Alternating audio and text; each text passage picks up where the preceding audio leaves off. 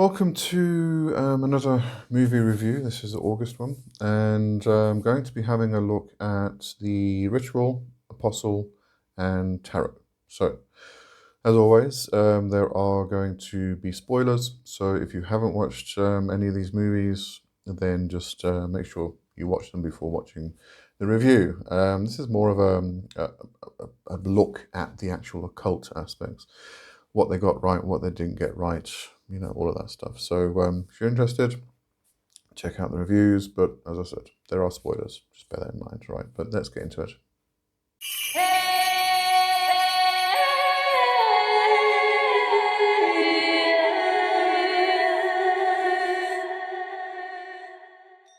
So David Bruckner's The Ritual is not just a solid entry in modern folk horror, but as a chilling meditation on trauma through the lens of the occult and the mythic.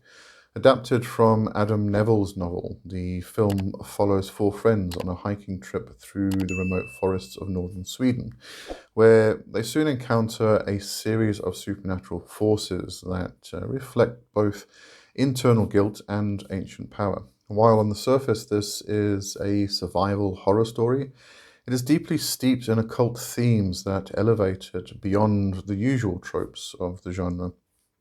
From the outset, the film drops subtle signs that this is a landscape shaped by unseen forces. The group's decision to take a shortcut through the forest acts as the classic magical threshold, the liminal gateway that marks the transition from the mundane world into the other world. This ancient forest is not just an ominous setting, it is a conscious force mirroring the archetypal crossroads where human psychology and metaphysical terror meet. The natural world becomes a temple or prison for something old and divine.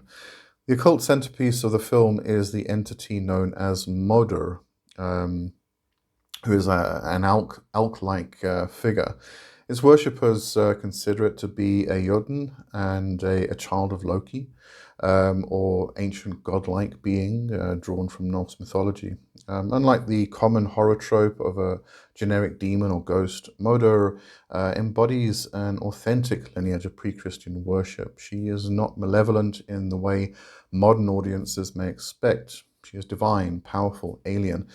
The villagers who serve her aren't just fanatics, they are initiates in a forgotten cult, part of an unbroken esoteric tradition that has survived deep within the forest. The runes carved into the trees, the effigies, the ritual killings, these are not random acts of horror, but parts of a working system of worship and appeasement. What makes the ritual especially potent from an occult perspective is how it weaves together mythic and psychological horror. The entity does not merely kill, it torments. It uses visions and illusions, dredging up each character's guilt and fear, particularly Luke's unresolved trauma over their friend's death. This is initiatory in nature. Luke is forced to confront his own cowardice in order to survive. In many occult systems, facing one's shadow and integrating it is essential to growth.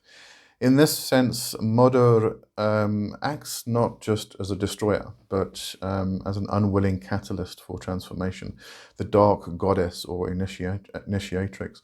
The cultists worship not out of fear alone, but because Moder grants them longevity. Another common occult theme, the pact with the other for knowledge, power, or immortality. This echoes old traditions where gods require sacrifice, not just blood, but a submission of will. Luke's refusal to kneel is not just a climax of personal growth, it is a rejection of spiritual slavery. He escapes not just the forest, but the binding of his own guilt. The Ritual is a film that understands the occult not as superficial aesthetics, but as a visceral, mythic language. It doesn't explain everything, it reveals just enough to actually disturb. And in doing so, it becomes a rare piece of cinema that portrays the ancient and the eldritch with reverence rather than reduction.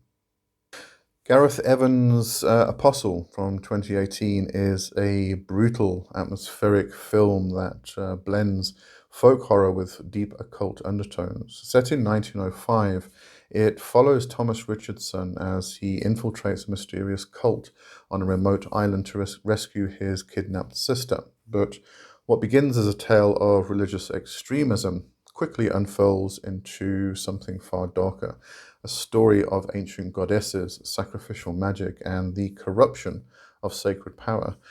From an occult perspective, Apostle is a rich exploration of what happens when the divine is chained and forced to serve human will.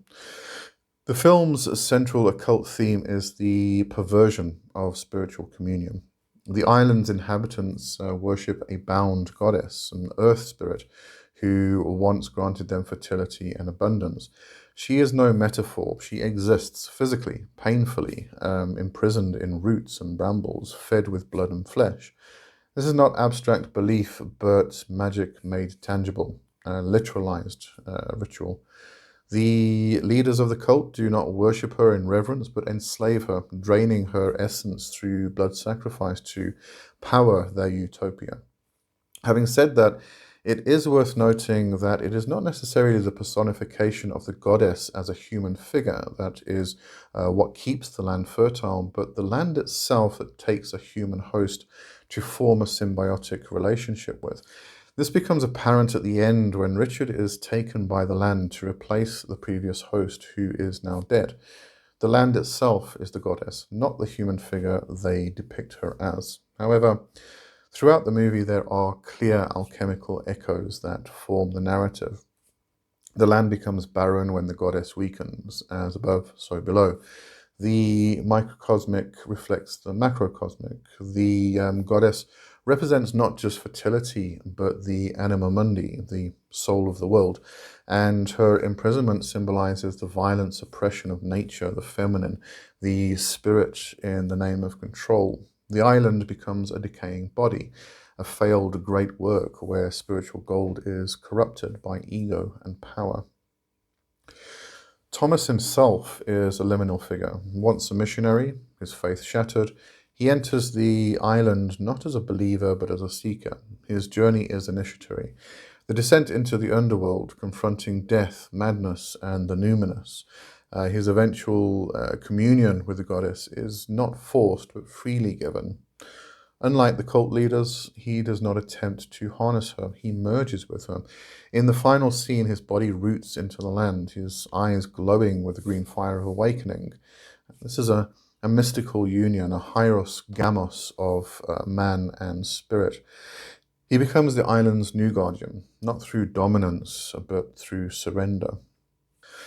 One point that the writers failed at was the introduction of the Zippo lighter. When Thomas gets into the underground cavern, I found it a little strange and had to go and double check myself. But he pulls out a Zippo lighter to illuminate the drawings on the wall of the cavern.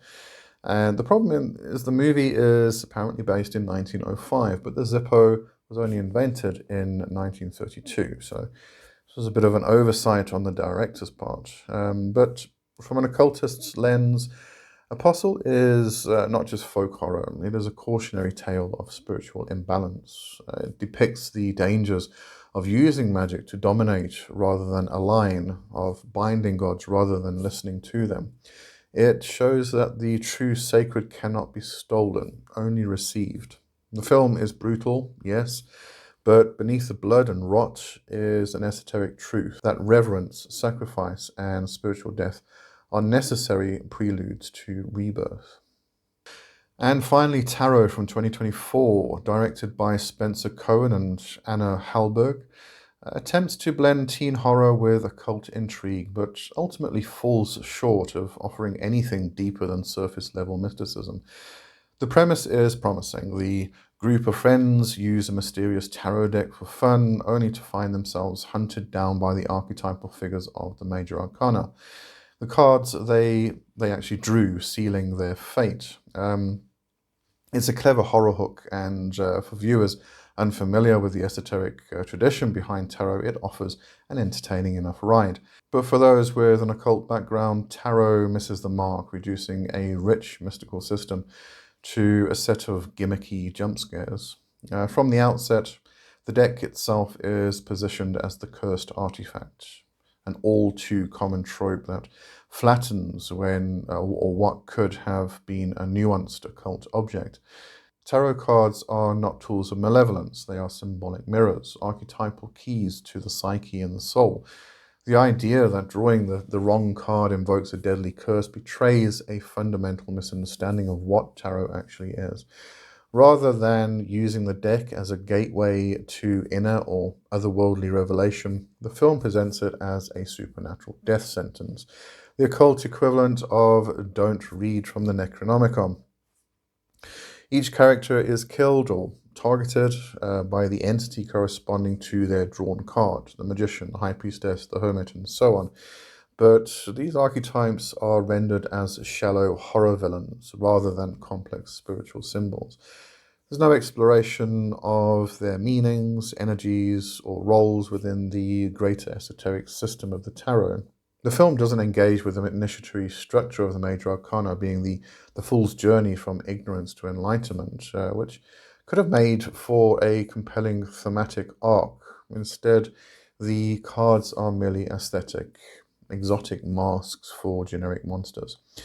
There are moments where the occult symbolism could have been used to greater effect. The concept of destiny, of archetypal forces shaping human experience, is at the heart of tarot and could have been used to explore questions of free will, fate, or spiritual initiation. Instead, the film opts for a linear slasher formula with esoteric window dressing.